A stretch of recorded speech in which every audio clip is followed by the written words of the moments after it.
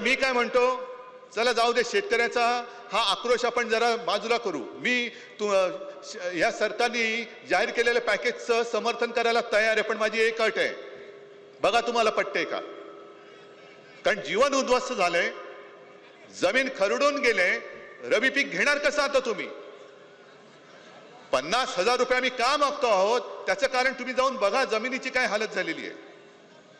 पण एका अटीवरती मी समर्थन करायला तयार आहे, कारण मुख्यमंत्री जे बोललेत की खरडून गेलेल्या जमिनीला पर हेक्टरी आम्ही मनरेगातनं किती देणार, 3 लाख 3.5 लाख.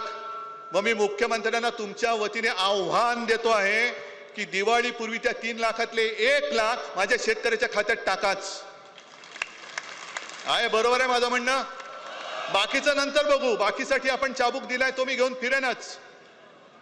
पण जर तुमच्यामध्ये एवढी तुमची नियत, मी मुख्यमंत्री असताना माझी नियत काढत होता, आता मी तुमची नियत काढतो, पण मी राजकारण नाही करत.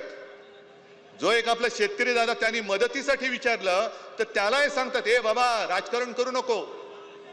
मग तुम्हाला राजकारण करण्यासाठी शेतकऱ्याची मतं पाहिजेत. शेतकऱ्यांच्या मतावरती तुम्ही सरकार आणता, शेतकऱ्याच्या मतावरती तुम्ही राजकारण करता, आणि शेतकऱ्याने न्याय हक्क मागितला तर तुम्ही म्हणायचं राजकारण नाही करायचं. हे कुठलं सरकार आहे. आता isakal.com आहे देशातील नंबर 1 ची मराठी न्यूज वेबसाईट. प्रत्येक अपडेटसाठी isakal.com ला नक्की भेट द्या.